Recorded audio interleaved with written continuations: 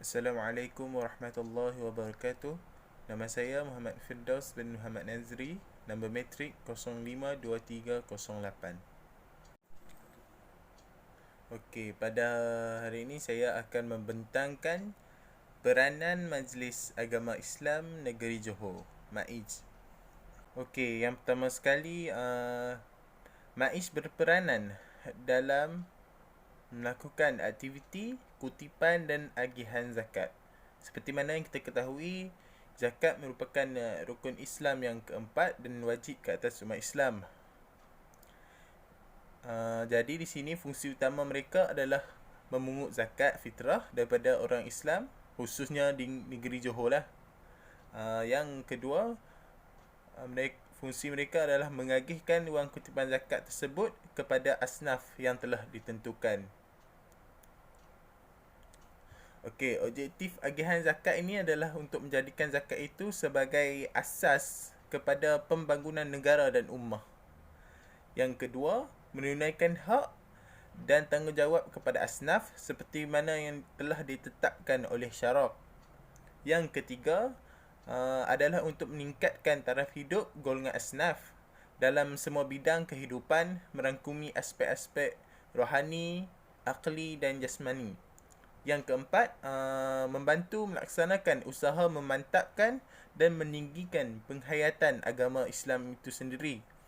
Dan yang kelima, mempertahankan dan mengagihkan martabat dan maruah ummah. Antara aktiviti yang dijalankan oleh MAIJ berkaitan dengan kutipan dan agihan zakat ialah yang pertama, menyediakan takwim tahunan program fitrah, pelantikan dan pentaulihan amil, kempen kesedaran zakat, ceramah dan taklimat zakat, kutipan zakat, majlis penyerahan zakat dan bantuan zakat, bancian penduduk Islam dan fakir miskin.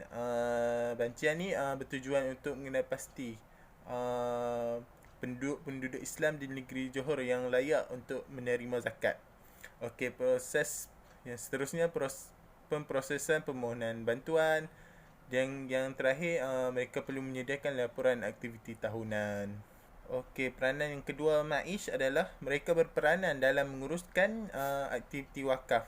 Okey, fungsi utama mereka ialah mengurus, mentadbir dan menjaga kumpulan wang wakaf sebagai pemenang amanah wakaf.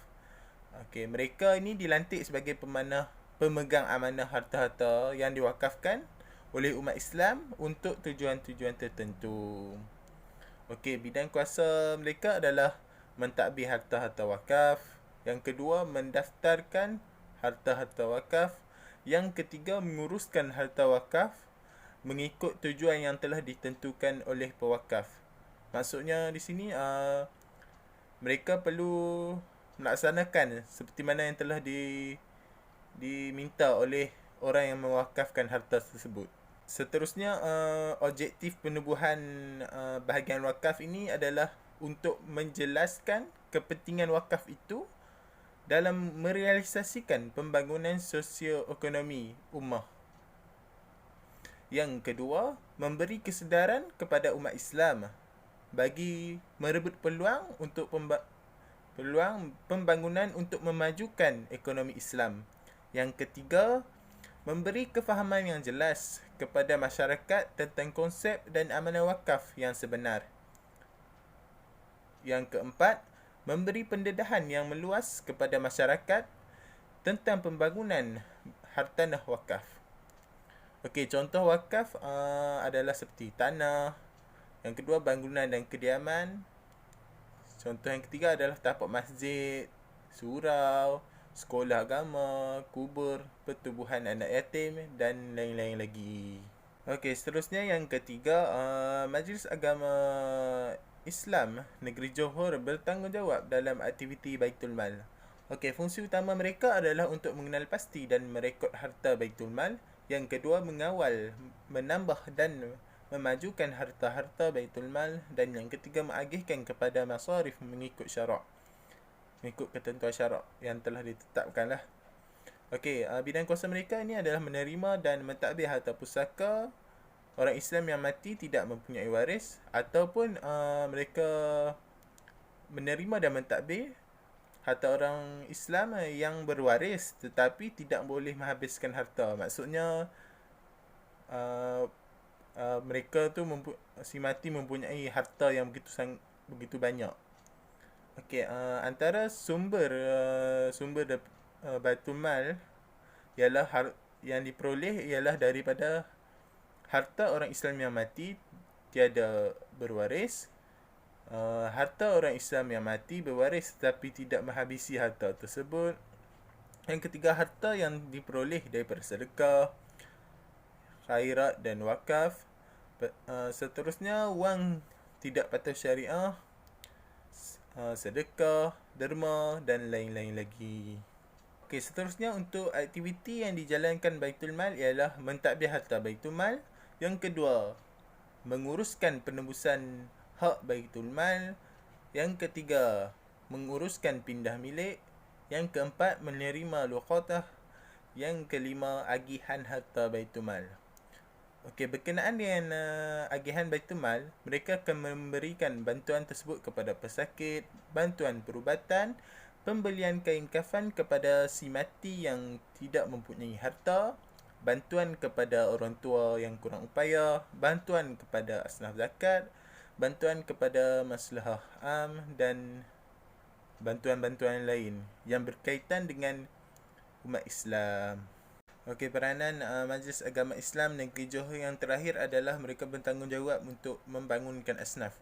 Fungsi utama mereka adalah untuk membasmi kemiskinan fakir miskin di negeri Johor. Yang kedua, mengadakan kursus kemahiran latihan bengkel dan motivasi kepada penerima bantuan. Yang ketiga, memantau pergerakan dan pembangunan penerima bantuan berdikari. Okey, objektif pembangunan asnaf ini adalah untuk menaik taraf golongan fakir miskin kepada golongan yang terbela. Yang kedua, untuk mengenal pasti potensi asnaf yang produktif supaya dapat mengubah keadaan hidup mereka kepada yang lebih baik. Yang ketiga, memastikan golongan asnaf ini mendapat kebaikan di dunia dan di akhirat. Okey, antara aktiviti yang dijalankan untuk membangunkan asnaf ini adalah seperti